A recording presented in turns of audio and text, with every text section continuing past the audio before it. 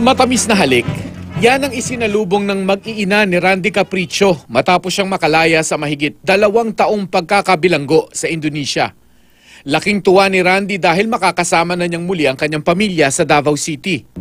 Isa lang si Randy sa 31 Pilipinong mangingisdang nakulong matapos mahuling iligal na nangingisda sa Indonesian waters.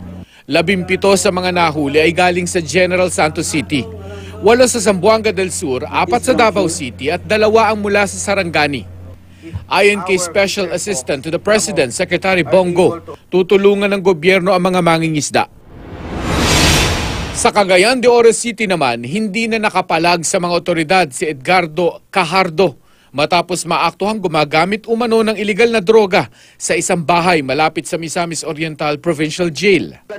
Tauhan si Cajardo ng Kapitolyo ng Misamis Oriental bilang administrative aid ng General Services Office. Umamin naman si Cajardo na gumagamit siya ng droga pero itinanggi niyang sa kanya ang mga nakuhang ebidensya. Dala umano ng kanyang kasama ang nakuhang droga at sapilitan lang siyang pinagamit. Maharap siya sa kasong paglabag sa Comprehensive Dangerous Drugs Act at kasong administratibo.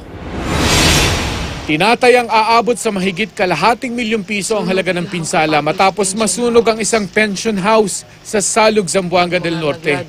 Base sa ulat ng Bureau of Fire Protection, nagmula ang apoy sa ikalawang palapag ng pension house. Wala namang naiulat na nasaktan sa sunog. Posibleng problema raw sa linya ng kuryente ang sanhi nito